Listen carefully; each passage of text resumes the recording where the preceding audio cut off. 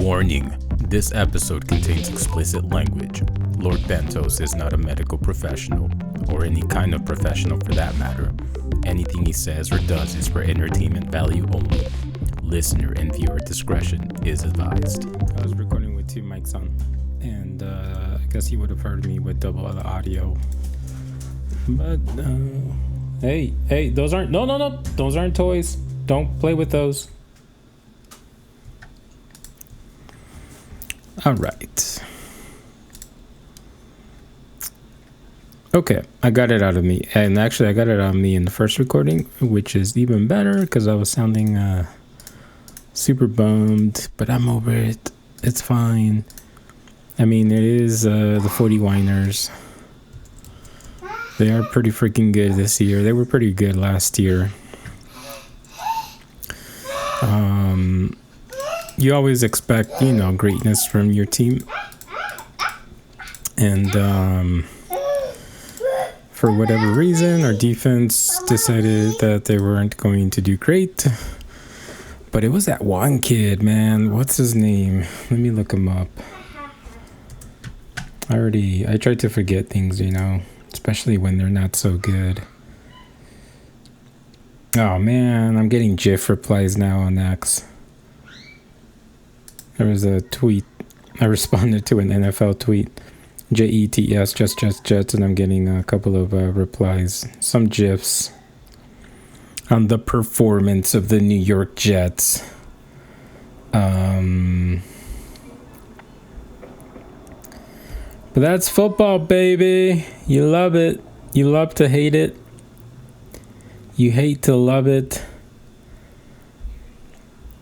And you know what? I should get used to Mason. That's the kid's name. Man, he was amazing. Can I just give him some props? This kid showed up. I guess he was replacing another player, which I'm again not very good with names. I thought it was nighttime. What the heck?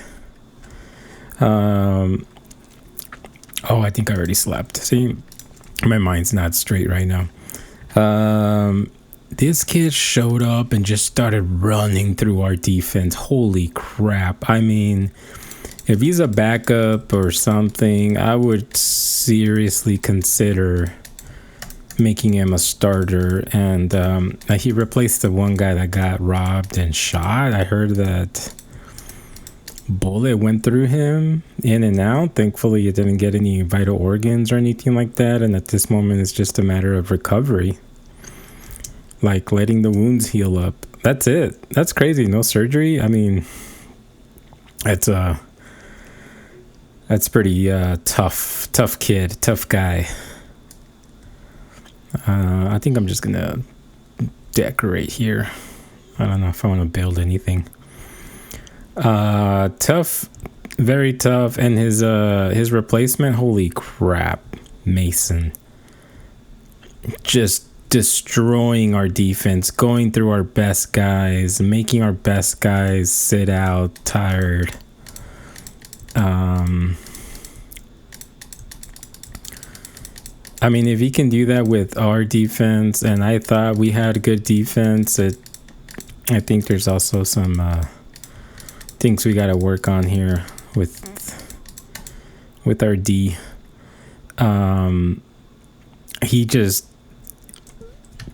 He just destroyed them.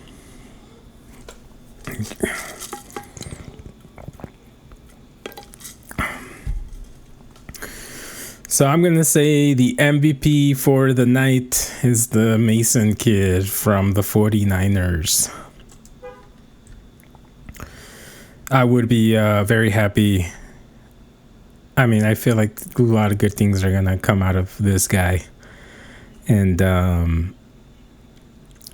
well deserved, especially like if he can make us look so bad. It's also very likely that we were just very bad defensively style. But hey, you know what? Aaron Rodgers is alive. Oh man, it's I am thankful for these kind of games because it just kind of brings you back to reality. Rodgers is an old man. He's an old man. He wasn't moving around. He was trying to stay in the pocket. He did get sacked a couple of times, I think I saw. And he didn't, I mean, he connected. Didn't show a lot of greatness. Anything that I would be impressed by. So I think it is a serious conversation with our our leadership group is going to have a serious conversation about legitimate replacements. Not this year. I mean, let's just let him finish out. I think he's like on another. I don't think his contract is going to be extended. I honestly feel this is going to be it for him.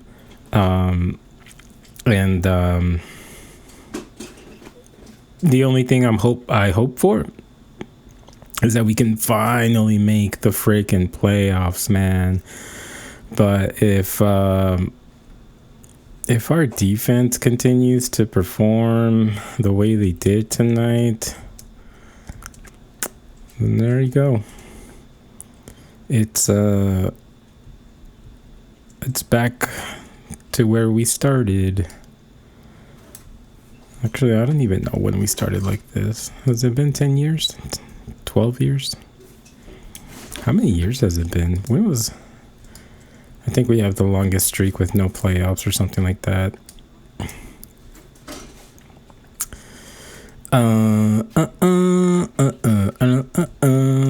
And where am I gonna start this? I think I'm gonna start this right here. There's some pretty flowers here, so we'll go here. Well, I guess this is fine. Yeah, right there.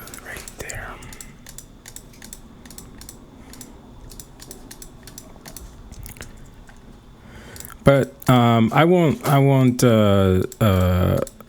dwell on this too much. It is I am recording this right after the loss.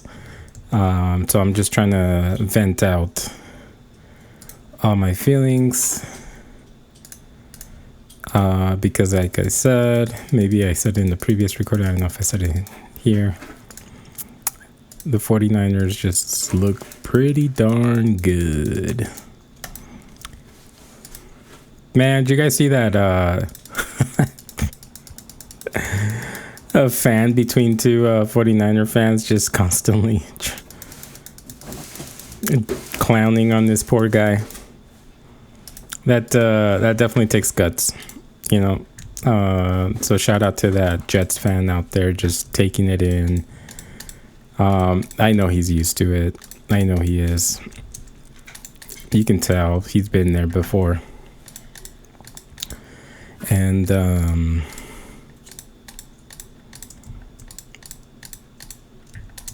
hopefully he's having a beer with those guys. They seem like a fun group, actually. You know, unless he decides to go home and to his hotel or wherever. And maybe he can have some fun with the group there. You know, I feel like I kind of deserve this too. I put it on X. All day at work, I had to show up. I had to show up with my Jets polo and show it off and tell everybody. I even went up to a 49er fan. He was wearing his 49ers polo. And I was like, we'll see you tonight. We're going to do this. You better be ready. You know, he was busy working. He didn't get an opportunity to hit back too much.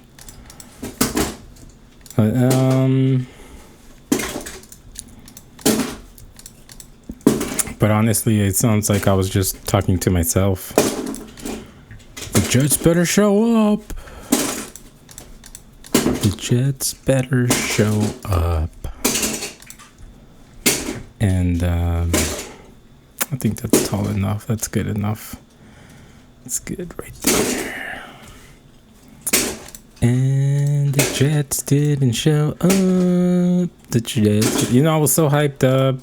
You know what I did? I left work early.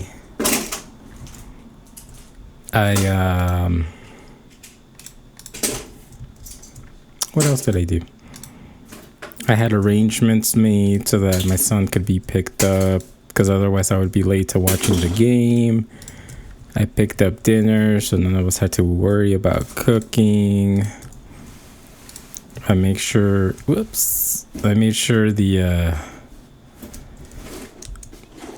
my Wi-Fi prioritized my TV. Make sure I had cold beer. What the fuck? I put on my Aaron Rodgers jersey. You know what it was? I know what it was. I couldn't find my Jets hat. Yesterday, my son decided to use it because he wanted to go out and play outside. And I was so proud that he was wearing my Jets hat.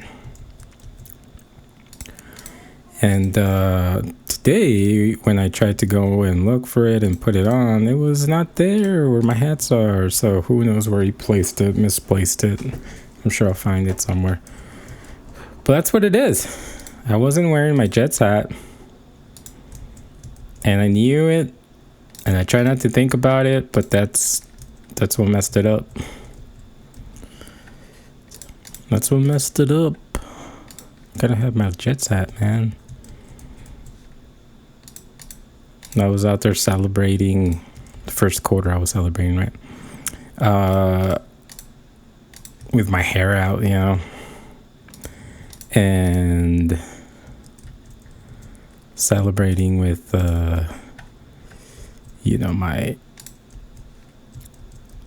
hairline exposed, my receding hairline exposed. Jeez, man, every time I look in the mirror, I just get reminded of my dad. In his hairline, it's front male baldness. Front head male baldness is what my dad has. And I started noticing this maybe like 4 or 5 years ago. I'm like, holy crap, that's the exact hairline my dad has. And that's what, you know, that's what happens when you start to, oh, look, it's okay. I was kind of lost on the direction of my home here. But those moments, you know, like at first you don't really see it. Like, no, I don't look like my dad. But then as a teenager, I started going through puberty. That's when it first hit to me. I remember when prior to puberty, I was had a soft face, chubby kid. I was one of the tallest in elementary. I remember I would compete with this other kid. I still remember his name is Robert. And Robert would always be chugging milk. And I'm like, dude, that's gross. You gotta drink at least, I mean, you just gotta keep it at 1 milk, you know? Like me, I'm just drinking 1 milk a day. That's it. Those little cartons that you would get at the cafeteria. Well, this kid loved milk. Like he was thirsty for it. Oh yeah, it's like over here.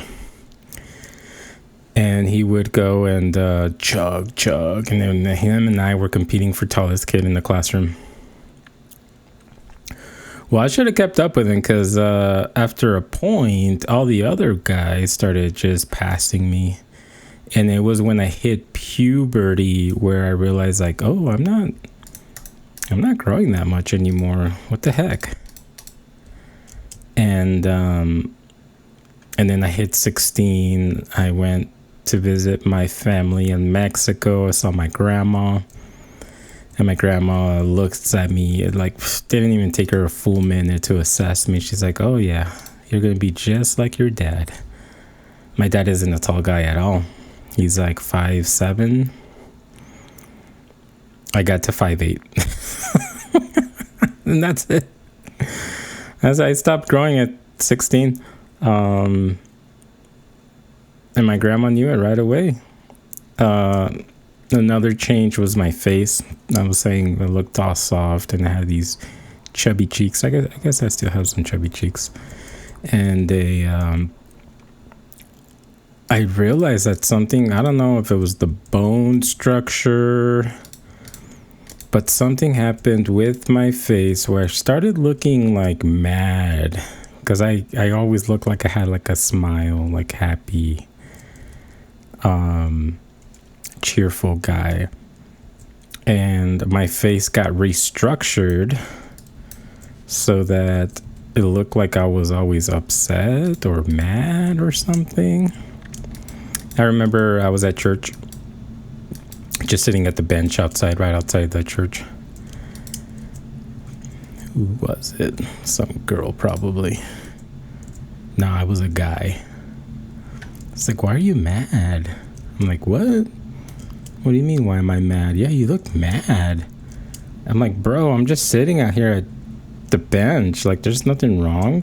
I'm just taking a little break from church. I'm not mad. I used to love going to church. And,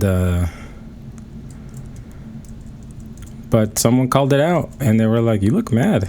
And I look in the mirror and I realize, like, oh yeah, like my face isn't really like friendly looking anymore. I had that resting bitch face, what they call, right off the bat, right at 13, 14, something like that. Maybe 15. And to top it all, I'll top it off on top of that. Like I started developing terrible acne. Oh man, the worst acne you can think of. The acne where people are like concerned and giving you all this advice, right? They give you all the, what do you call it? Suggestions, things that have worked for them. And I remember trying so many products. You know, I still remember this one product I tried was like a clam shell cream or some crap like that. And that was I remember it would be so hard to rub off. So I don't know if I was using it wrong or something, but it didn't work very well, I think. I started using Proactive. It was huge. It was hot. My mom signed me up for the subscription. Had it delivered to me. I remember I would use it every night religiously. And it started staining my shirts. So I used to wear a lot of black t-shirts. And I would go and wash my face with it, with the black t-shirts on. And all of my collars started getting like bleached out. And I didn't know what it was. I guess I realized it later on that it was the product that I was using. I was bleaching out all my shirts. So all my black t-shirts were destroyed from Proactive. And then I went to a doctor. My mom was trying to see if we could get some sort of medical something, some sort of drug or something. She was always careful about my about drug usage. I now that I think about it, she was very hesitant about using drugs. And I think I got a little bit about that from her because I'm also hesitant myself. I like to believe that science is good, right? And all that stuff. I guess I forget what the medication was called, but it was going to be like a pill. And the pill, my mom read, destroyed your liver or some shit like that. And so she declined the medical help after seeing the doctor. And I remember crying. I was upset. I was like a teenager, you know, and I feel like that kind of shot my confidence as a teenager. It was I felt like I couldn't live a regular teenager life with all the acne that I have had. And I just continued suffering with acne up until I got my first girlfriend. I lost my virginity. It's kind of interesting that she still wanted to be my girlfriend. And guess what? Acne went away. It's crazy as that. Isn't that interesting? My hormones, my raging hormones was like, you need to fuck. If you don't fuck, I'm just gonna destroy your skin. Give me some fucking pussy. My hormones. Yeah. And finally got it, and it went away. Now, there could be many reasons, you know. You could attribute it to many things as to why how acne stays and goes and all that, but I'm gonna stick to it. Sex saved my life. And so, you know, I realized, like, I need to stay sexually active if I want to get away from the pimples and the acne, and then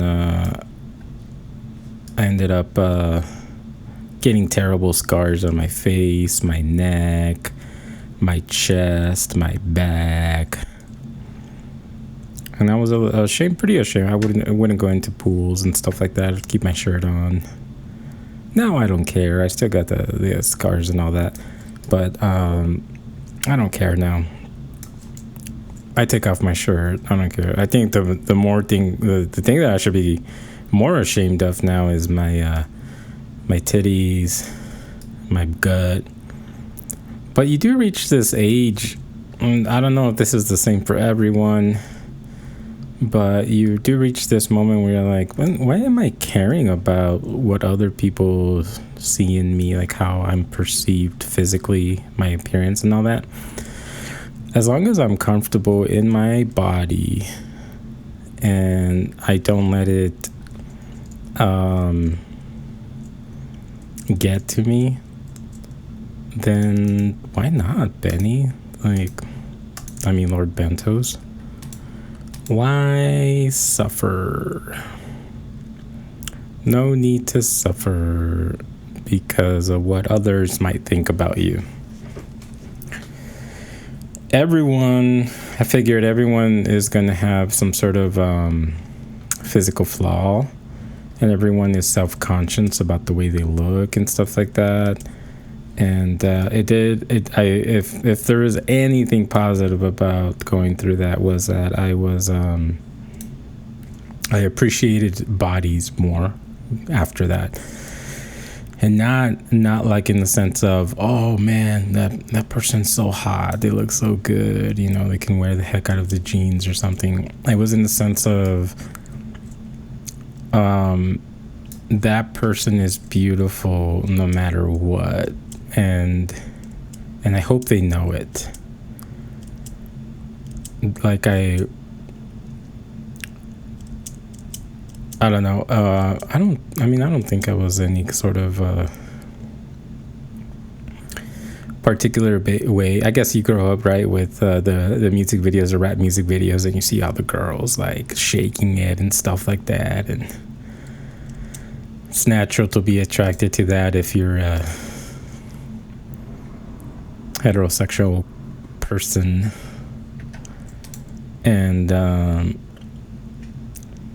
but after that point, after I felt like I could just love myself for who I was, it did feel more comfortable to appreciate my body and other people's bodies, and not be so hung up on things that some other folks would categorize as flaws. because ultimately that is a kind of like a unique thing about people, is their unique looks, right? And I know like plastic surgery is like a huge thing right now, and if you're into that, that's great, good for you. It makes you feel better, by all means. And to those people that don't want to modify their bodies in a certain way because they're comfortable and they like the way they look and feel, then that's good too. I mean, I think it's super important just to be able to love who you are as a person. Look at this one. What am I talking about? It's I'm gonna show up, after a defeat, just sounding super humble and appreciative of life and stuff like that. Fucking Jets lost, man. But that's okay. That's alright. That's why we do it, right? That's why we're into football. For the victories and for the defeats. But can we just once in a while get some victories, like more victories than defeats? Is that possible? Somebody out there? The god of football, if you're out there, if you can hear me, would it be too much? Just just be friendly to us.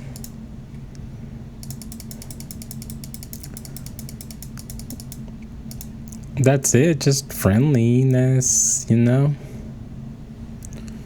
Is that too much to ask for? Friendliness.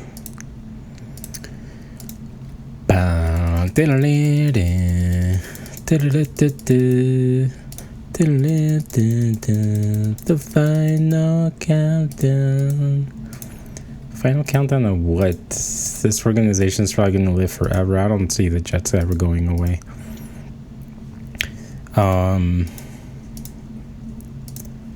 Where am I freaking?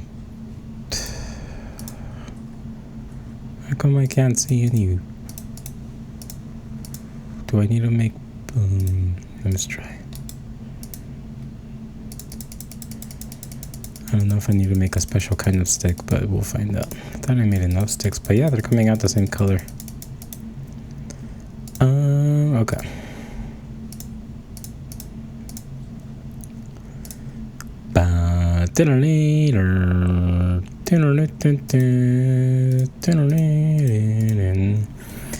Yeah, I was pretty bummed after the game. I didn't even want to talk, but then I thought, like, my sweet girlfriend even offered to talk about it.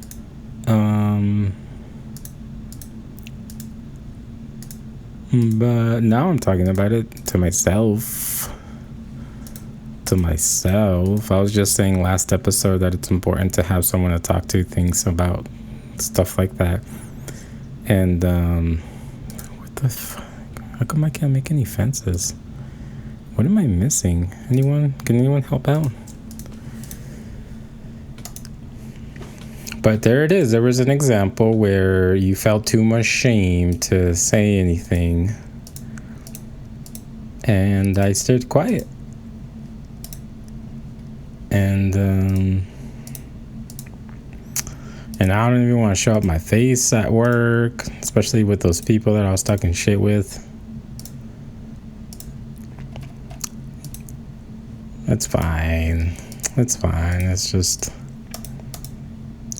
What am I missing, guys? What am I missing? Okay. I feel like I'm skipping it over, but... oh, here we go. Yeah. Okay.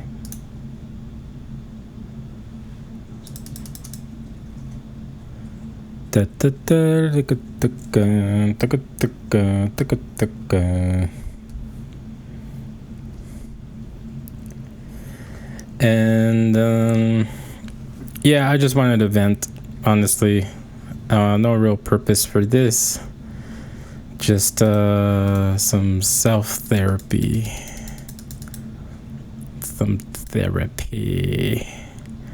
Okay, so if you go like this, and you go like this,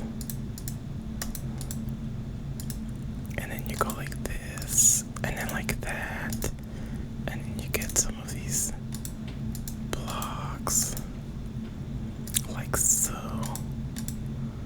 Did I do it wrong? Oh, maybe it's too much. Yeah, there you go. I don't know these recipes.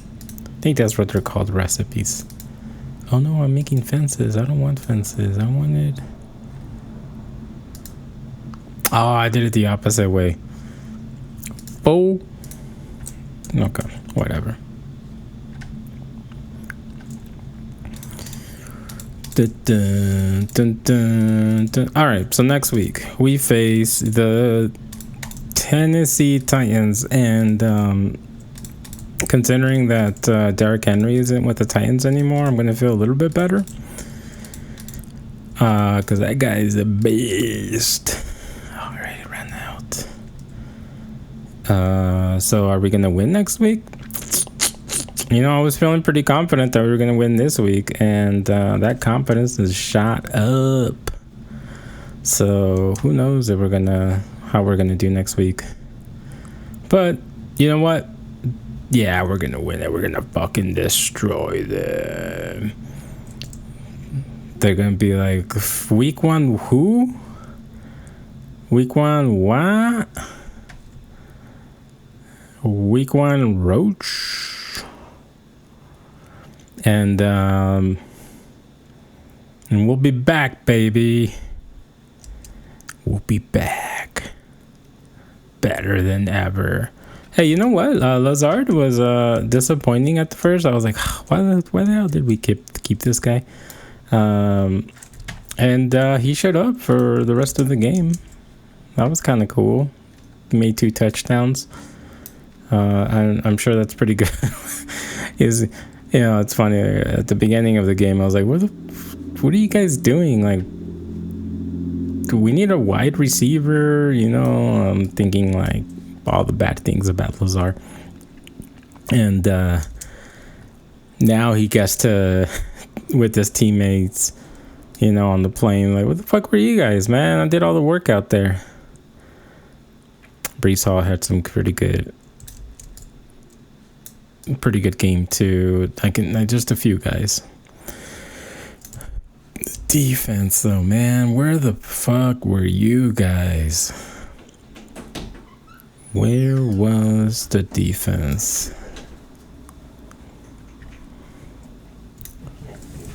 Not there. Not there. Sauce Gardner took a break. We thought he was injured at first, but no, he was just taking a break. I guess the coaches decided to pull him out. And then homeboy Corley, I guess, got injured for a bit. Like, he just needed to take a breather. We were getting destroyed. Our defense was definitely feeling it. They were feeling the pressure. And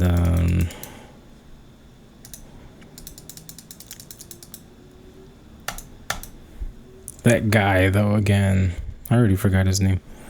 Holy crap. Well, so what's next? We got the Titans coming up, and then the Patriots. The Patriots got a win this weekend, so you know they're gonna be feeling pumped. You know, hopefully. I was always upset at the Patriots. I never gave the Jets a chance when Brady was playing. They would always kill us every game. Could never win against the friggin' Patriots. It almost felt like the Patriots' first goal was to beat the Jets, and then the second goal was to go to playoffs. Third goal was to win the Super Bowl. That's what it felt like. And so we'll see. I didn't get to see the Patriots game, so I don't even know if it was good or not, if they got lucky, or if there's just a lot of errors happening from the opposing team. But I know they're feeling good week 1. Dolphins, of course, are feeling good, especially after that arrest. I guess they released a bunch of footage and video on the was it Tyreek Hill? I think that's his name. Sorry guys, let me see. Yeah, Tyreek Hill.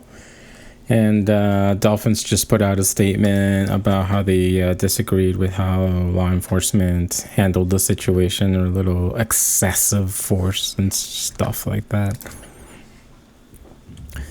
Haven't seen any of the footage, so I can't give you my opinion on it. But a lot of people are trashing the Miami Police Department. What is it, Miami-Dade or something like that, I think I read? Maybe it wasn't in Miami. I don't know. They're trashing, and it doesn't look good for the police department. One officer went on suspension. Another, I don't know what another is doing. But yeah, that's not a very good look. Anyway, they got the win, and I'm sure they're feeling motivated. You know, they were doing so Tyreek Hill was killing it out there, just celebrating.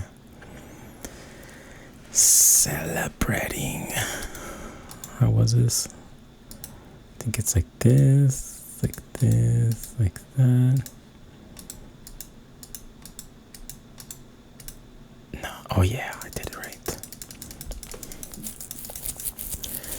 Celebrating, pretending that he was in cuffs or he was getting arrested. That was pretty cool.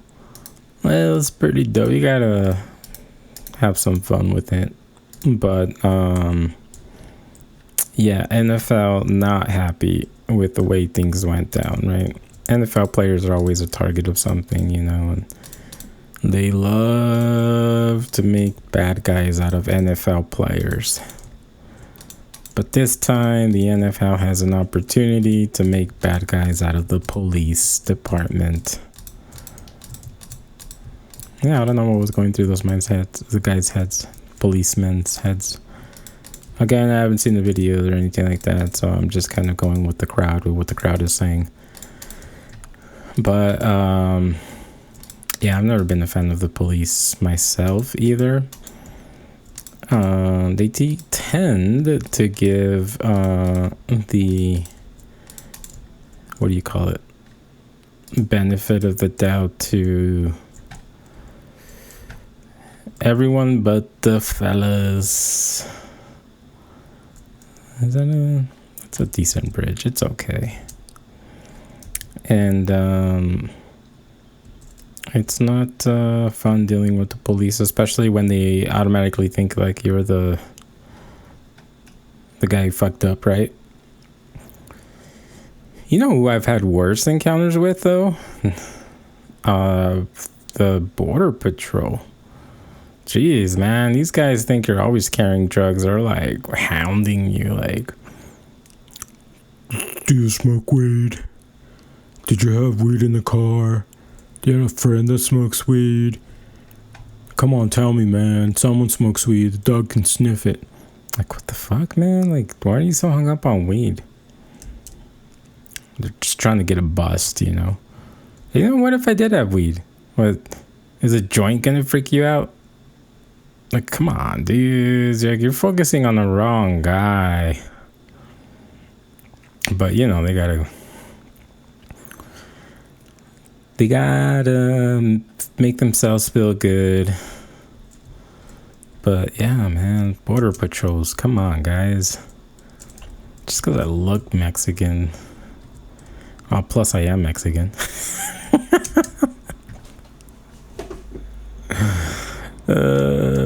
Oh, and you know what? It's also the Mexican Border Patrol guys that are like the assholes, you know? They're like, oh, I know what Mexican guys are about. Nah, you know. I'm like, bro, you gotta chill out. Chill out, brah. What's it to you, man? I'm not carrying all this dope.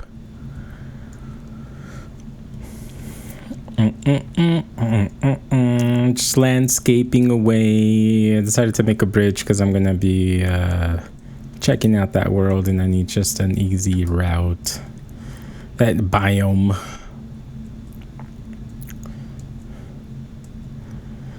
And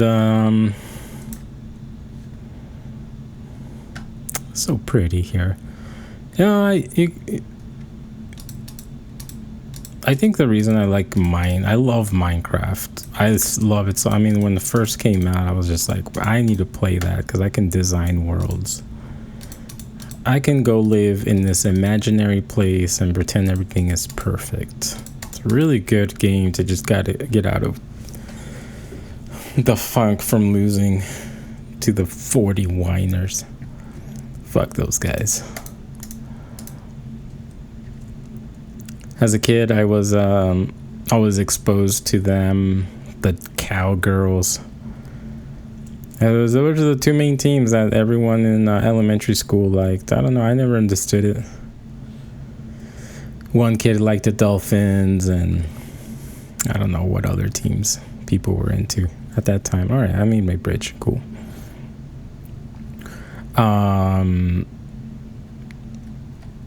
But it was the 40 whiners and the cowgirls always bickering back and forth, yada yada yada.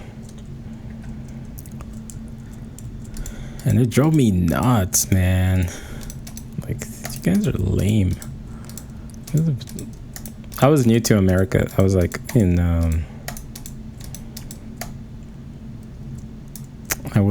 third grade. I think I came to the States when I was 5 years old or 6. The first grade I entered was first grade.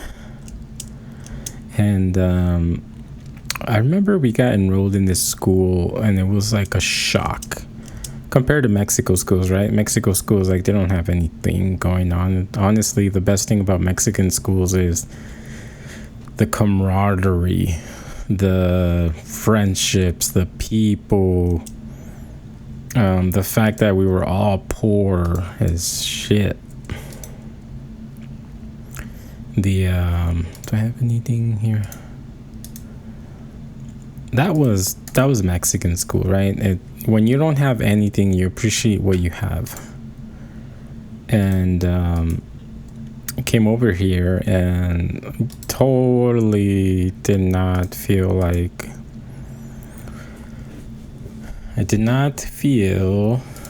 that sort of feeling was there. And then my sister and I were just like scared. We didn't have any friends, and we both would cry in class. They even called my mom once. Everything okay? No, they can't stop crying. It resulted in my mom picking us up and taking us back home. And we were like, oh, this is how you can go home?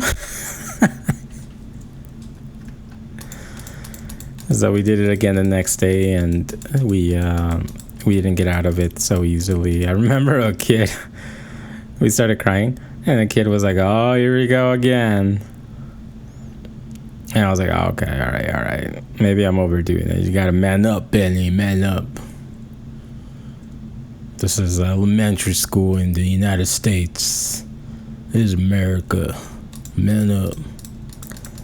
So we manned up. There was this cool room that I don't even know what school this was. Maybe my mom will remember, but probably not. But there was a really cool room that they had, like this, almost like a display room, and the walls glowed in the dark. They had like a slide, and they had like kind of like a castle scene, and it was super cool. I was like, man, this is where I want to hang out for the rest of the period. I don't want to go anywhere else. I would tell the teacher, can we go there? No, we can't go there. They only showed us the classroom when we were doing the tour and never got to go in ever again. I wonder if it was like a classroom meant for good kids. Like you got a reward, and your reward was to go into the cool classroom that glowed in the dark.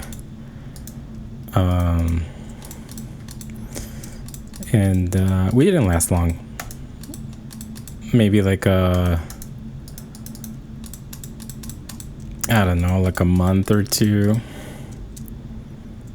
I think what it was.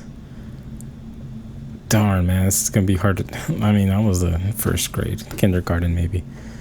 I think what it was is that we got there towards the end of the school year and enrolled in school, and then it was over, and we were like, hell yeah. Oh, you know what else I remember was the smell. It smelled like an American school, and it's so hard to describe, but everything was so uniform. It had order, it had rules. The smell of rules and order, that's a thing. And the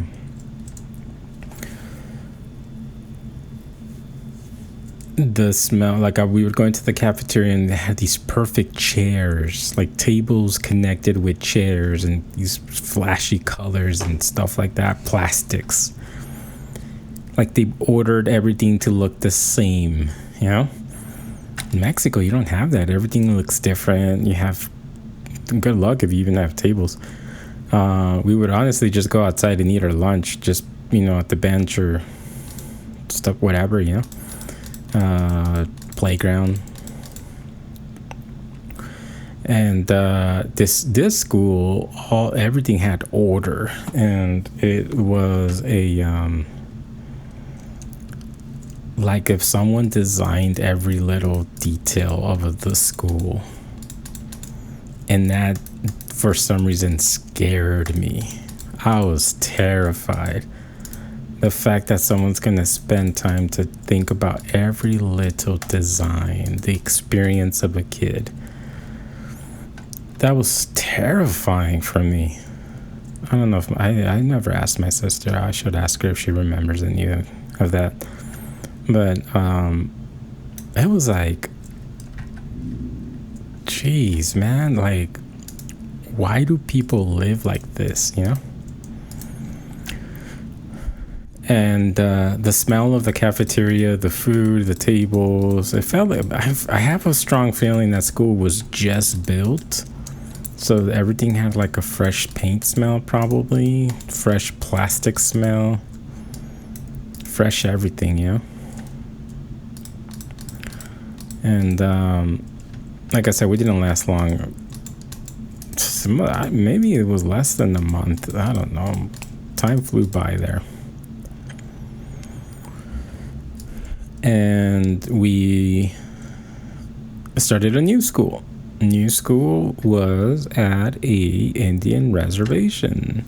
They call it the Pascua Yaqui tribe, and it was an elementary school in the neighborhood of Oracle and Grant. There was like an ugly duckling. Oh,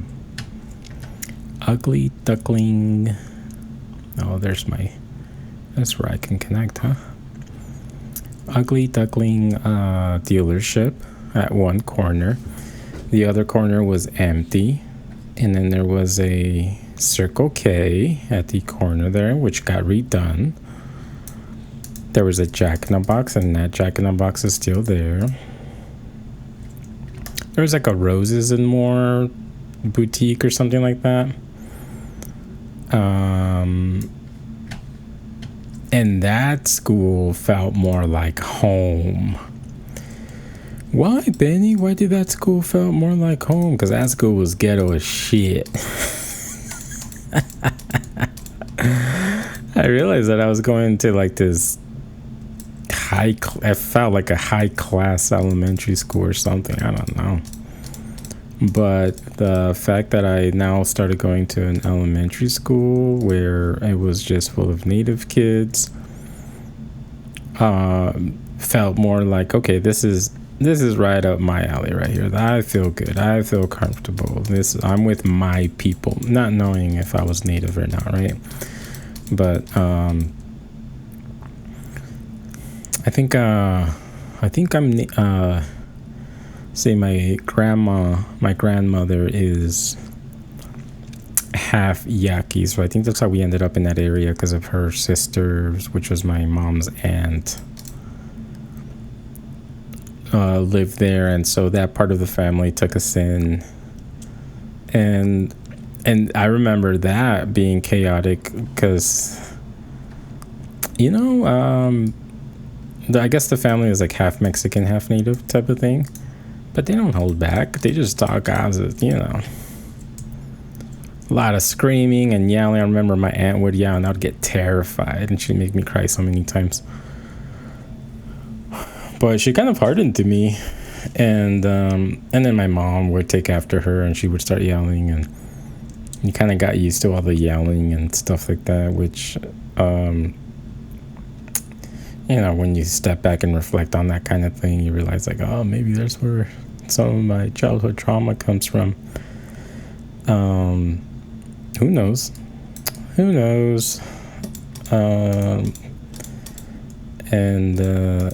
But anyway, I felt good at that school.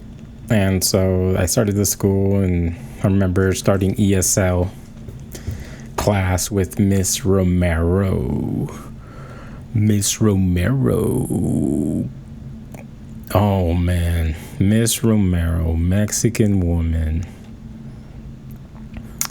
Always had the smelliest perfumes, like in a good smell, like the flashiest clothes. She had permed hair, curly permed hair, glasses, lipstick. This is early 90s. I think it was like 94. Early mid 90s. And oh boy, did she motivate me to learn the English language. I was like, yes, Miss Romero, I will do anything you want me to do, anything for you. And I would sit next to her and try and read out these sentences and sound out words, because I didn't know anything English, right? Still kind of new to America.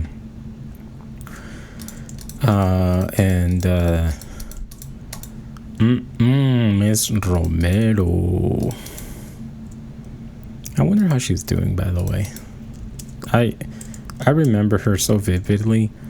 I would sit next to her, read out the sentences, read a book. She would really let me use my imagination, which is something that I felt like helped with my creativity development. But she really was big into, like, imagine what we would look at a book, Where the Wild Things Are, and she got a version without words. And so she would just tell me, like, what do you see? Like, what is happening? And I would tell her, and she's like, okay, now try and say that in English. Like, what's happening? So I really focused a lot about what was happening in the book, and then she'd be like, okay, now let's try and write that out. And we would write it out, and we'd be creating these worlds, these stories, and my imagination was running wild, like, oh, Miss Romero would wear these button-up t-shirts, and whether or not it was intentional, I don't know, but these button-up t-shirts had cleavage, and with cleavage, you got to see bras and titty meat. Man, I was a young kid, but that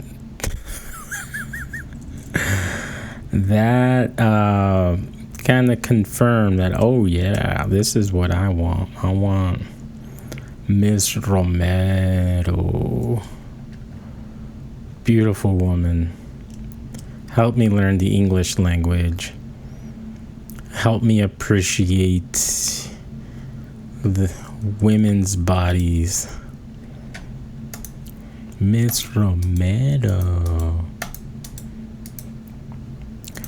And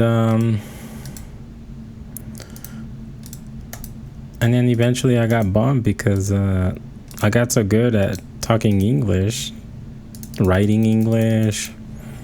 Ended up being a better writer than my peers who had lived in America for their whole lives.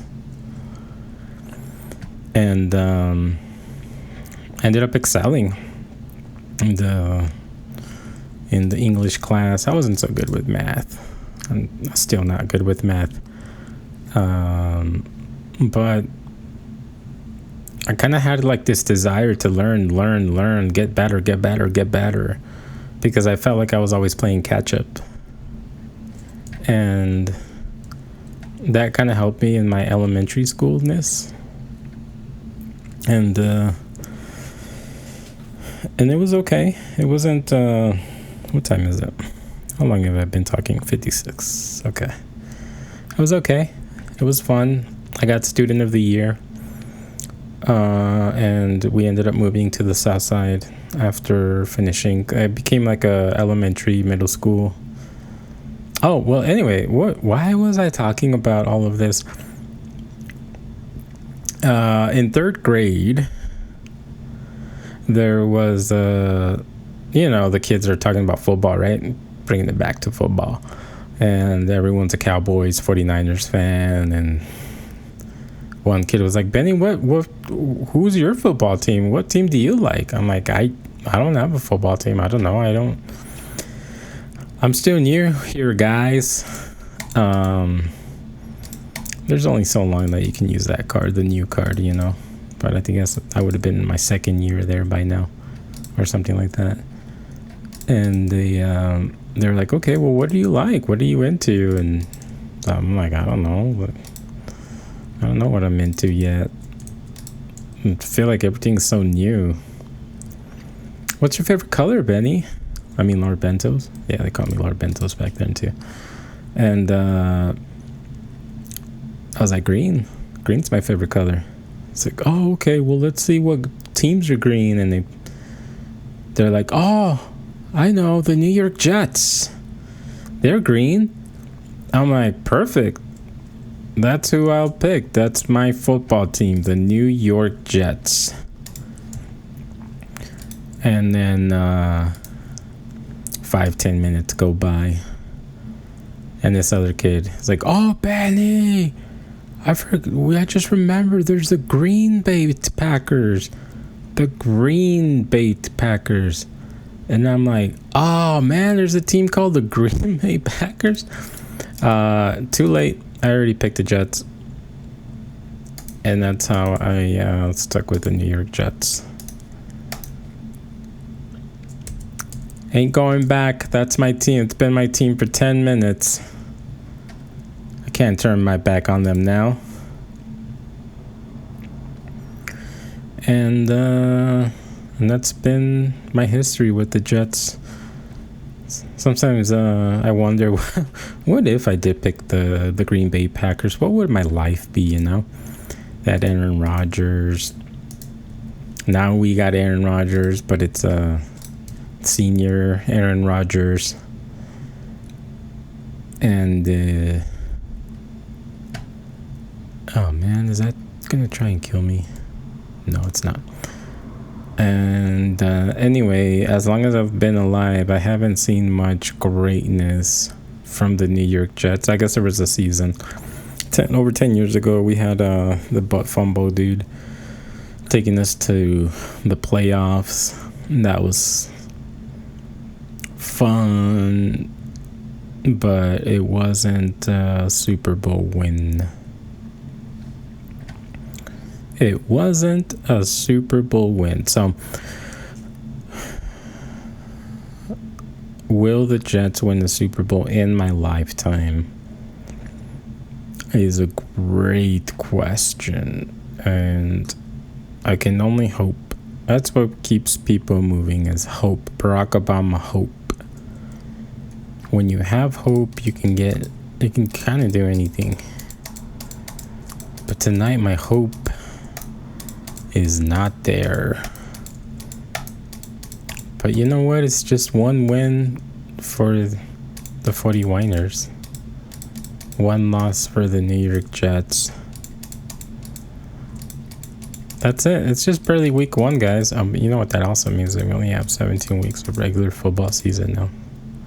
Isn't that sad? 17 to go. Counting down to when we reach another end of the season, playoffs, and eventually Super Bowl.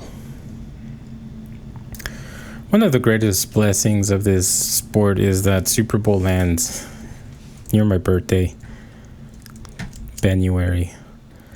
That's such a blessing, because I feel like I can celebrate my birthday with football, no matter what team is. You know, whether or not the Jets will be there to celebrate my birthday is a question for another day. Something to reflect on, especially when I'm in my 60s and I feel like I've lost all hope. And there's a lot of people that live their lives, right, without seeing their team go to the Super Bowl. Makes me wonder if I'm going to be one of those people. And but sometimes that's all you have, is just hope. Some days it's strong, it's good, nothing can go wrong. Other days, not so good, not so strong, everything's going wrong. But then you wake up the next day and you try to do it all over again and see if that hope comes back. And it does. I know it has for me. And I'll go back with my New York Jets polo to the office, just being a pompous dick. Be like, fuck your team. We're going to kick your ass. And then we'll lose, and I'll feel shame again, and people will be like, Benny's always talking shit, but he never gets anything, and he never gets any wins. And that's gonna be my life, you know? It's just a cycle of disappointment until that cycle is broken. Until we, as an organization, the New York Jets, decide to do something different or whatever. Maybe we don't have to do anything different, right? Because maybe the 49ers were really just that good. And there's nothing we could have done differently. Maybe we could have made it a little bit funner, right? Maybe our defense would have shown up or something, but we got slaughtered. Not really slaughtered. There's no slaughterhouses. I wonder if there's a slaughterhouse near San Francisco. And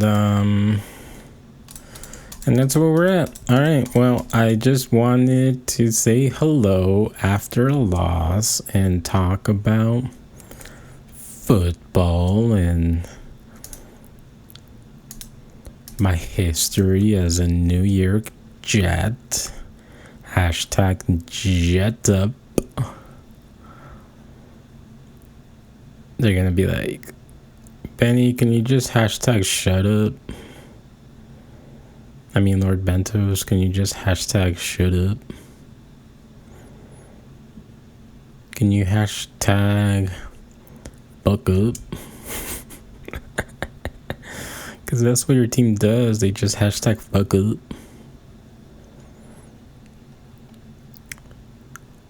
Do we need a top 10? I think that's the theme of this so far. I've done a top 10 for each episode. So, all right. Top 10 reasons to be disappointed. All right. Starting in at number... All right, you know what? Let me go to my safe place here before I mess up even more. Top 10 reasons to be disappointed. No, not to be. It's like saying, what you're saying there is like, hey, you need to be disappointed for these reasons. Top 10 things that make you disappointed. How about that? Top 10 things that make you disappointed. And starting at number 10. All right, it's going to be a downer, guys. But what? Let me think of my first. Oh, you know what?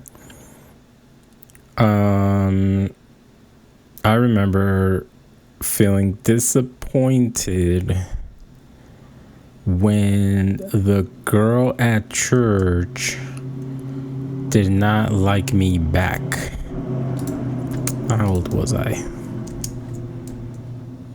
9, 10 years old, maybe. Okay, so let me go in here. Reason number 10. Girl doesn't like you back. Reason number 9. Coming in at reason number 9 is...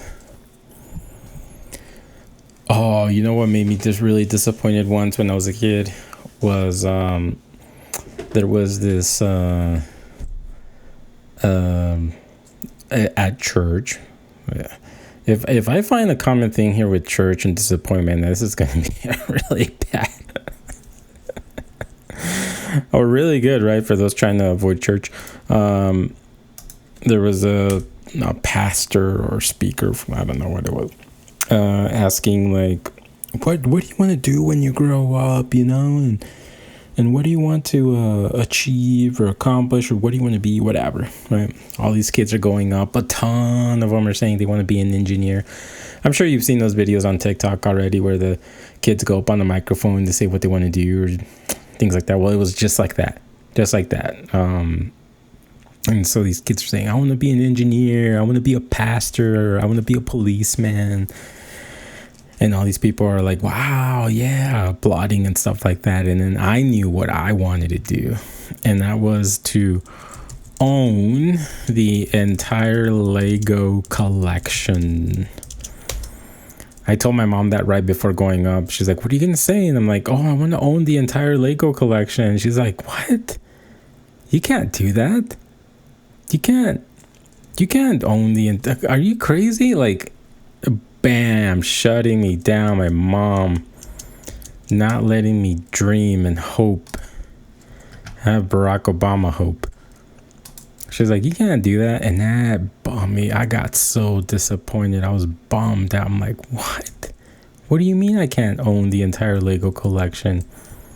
Why can't I? I was like, I couldn't understand it. And I remember I started to cry. And there was, I think my mom felt bad afterwards. She's like, no, okay, go up and say it. But I was like, nah, I'm done. I can't own the entire Lego collection. I mean, later on, you grow up as an adult, right? And you kind of start to realize things, right? The possibilities of things and stuff like that. But as a kid, you don't really think about that. You just want to dream, right? And that dream was crushed. To own the entire Lego collection.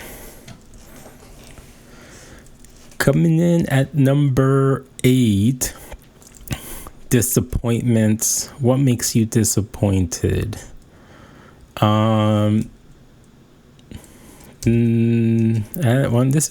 are all kid disappointments, huh? Church and kid related, maybe. But even at church, actually, I didn't have, we were super poor. I wore a lot of secondhand clothes, a lot of t-shirts with advertisements on the back. I remember a girl in class was like, Benny, you're always wearing t-shirts with those ads on the back. I'm like, what?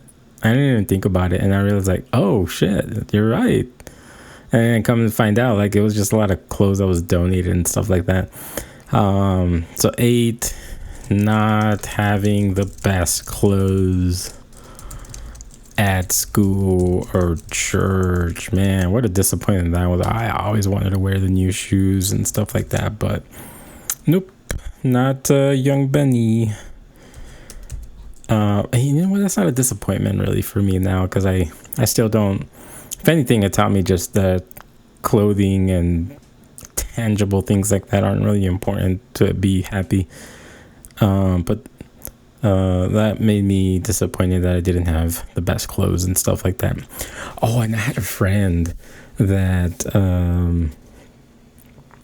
this friend bought me an outfit, I think at the swap meet or something, or he bought himself an outfit. It didn't fit him or something. Anyway, he gave me this full outfit for church. And I was like, what? Wow, thank you. I loved it. Like, it was like a tan outfit or something like that. And so I go and put it on and I wear it and I show it off. It's like, wow, that's cool and all that. Well, it was my only good outfit, so I would wear it every Saturday. We would go to church on Saturdays. And I must have been like a month straight of wearing it every weekend. Friend says, why do you always wear that outfit? Don't you have anything else to wear? I was like, what? Fuck, bro, you gave me this outfit. So that was kind of like another disappointment, like, okay, I didn't have the best clothes, but you give me a nice outfit and now I can't even wear that. Like, what the fuck? All right, number 7. Coming in at number 7. What's a thing that disappoints you? What? Maybe I won't focus on kid disappointments. Let me see if I can focus on an adult disappointment. Oh, you know what? Not getting a promotion at work. That's a disappointment. Now, I mean, I've applied for things and gotten things. I've also applied for things and not gotten things. But sometimes you wonder, like, not to be all like sour or whatever about your coworkers, because you also want them to succeed and you want the best for everyone, really. But you do think like, bro, you gave that guy a promotion. And then you do some self-reflection. It's like, well, shit, if that got a promotion and I got passed up, and you're like, well, I must be like super shitty then.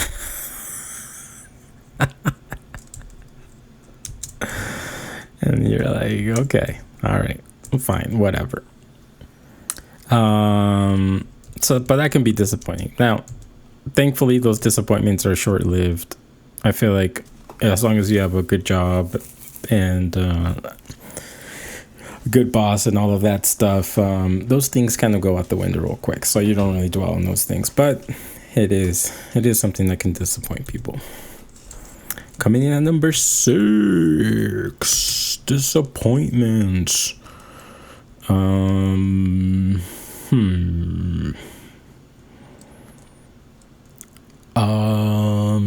Well, no, that's more like shame. I won't talk about shame because there's more things that shame. Maybe these are shame too. Some of these can be considered shame, but no, I'm just gonna try and stick to disappointment.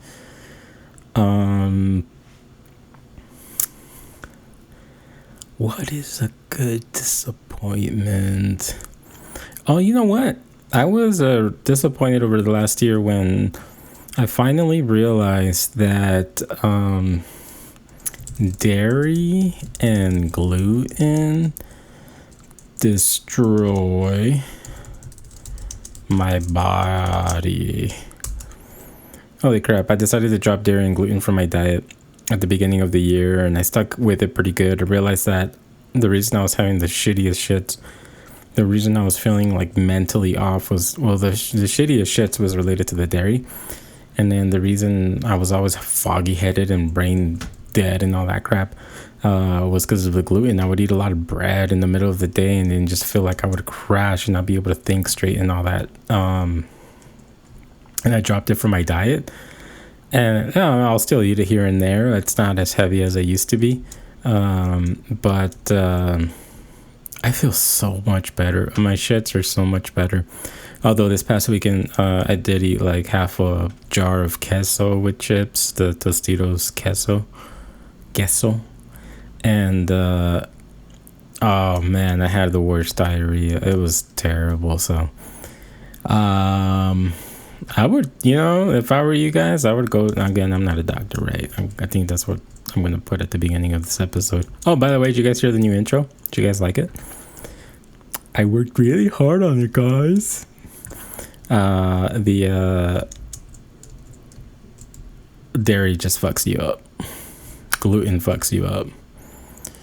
And not being able to, bread and cheese is like the best combo ever, right? Not being able to enjoy that shit, that's a disappointment. You're like, fuck, my body isn't built like it used to. Maybe I was always like intolerant or sensitive or allergic, whatever it may be, to it. But once you get to a certain age, you're like, that's it. That's the end of that joyride. Okay, coming in at number 5, disappointment is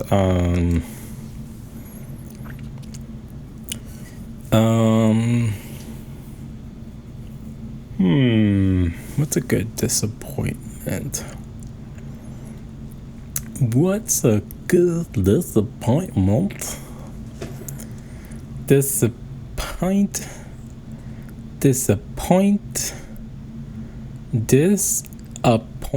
If you break up that word, dis means to undo an appointment. Dis or remove an appointment. I think it's to remove an appointment. Dis. Remove an appointment. De-appointment is to undo an appointment. So dis, I think, is to remove or something. I don't know.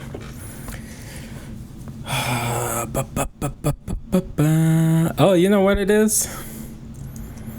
Getting a sports jersey of your favorite player, and then they don't play like they used to, and now you're like, what the fuck, brah? I used to love you, and I spent like all this money, dog. It's number 5. Coming in at number 4. Here are the monsters. 4 disappointment is, oh, you know what? I think this is a good one.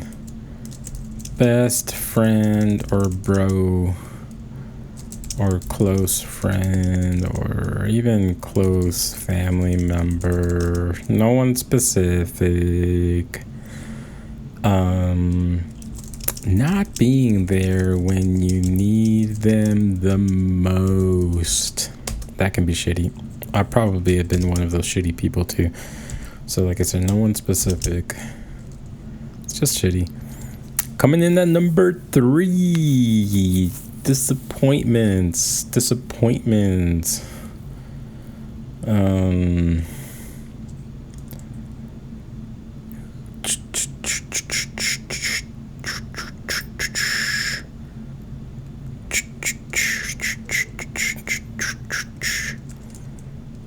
Oh, you know what?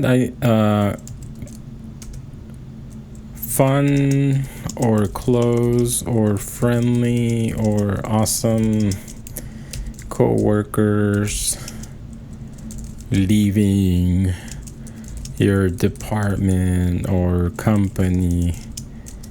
You're like, what the fuck, man? I thought we were cool, and now you're gonna leave. Like, what the shit? That sucks, right? That's a disappointment. Like, well, I'm never gonna talk to you ever again since you want to leave. Son of a bitch. All right, number 2. Coming in at number 2. What was disappointing?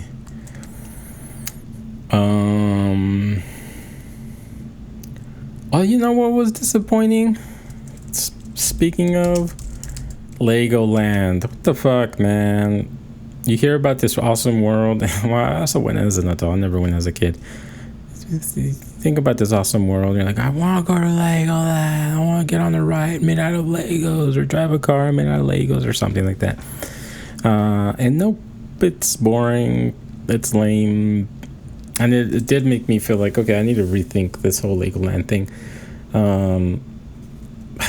Legoland should just be like this giant warehouse filled with Legos, and all you do is you go in there and you sit there for days. You rent like a little pad or something.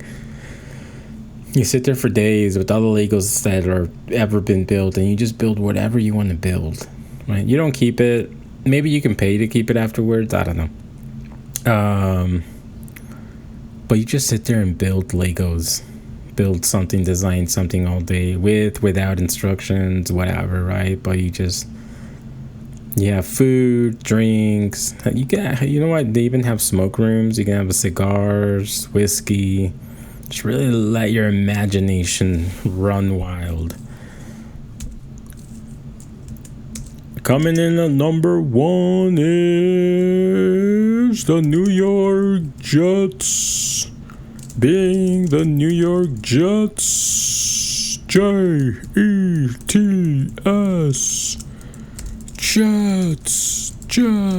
Jets.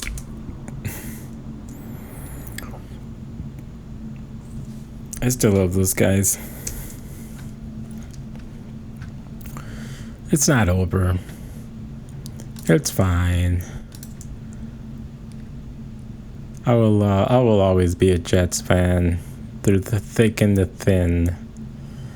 Although right now it feels very thin. But we'll get thicker again. That's fine. They even took out Rodgers at the end. Rodgers was like, I'm not going to play anymore. They threw the white flag at the end of that game. That's it. I'm done playing. They put this other kid in, and he was doing pretty good, actually. Our backup quarterback didn't look bad at all. He looked actually pretty decent, but you figure like, the defense probably just stopped playing too. You know, they probably put in the backup defense members too, so giving everyone a break, which gave the backup guy an opportunity to score a touchdown. But that's it. Thanks for listening. We did it. Talk to y'all next weekend when we play the Titans. The Tennessee Titans. Let me go back to my safe place. All right, guys. We did it. Have a good night. Talk to you later.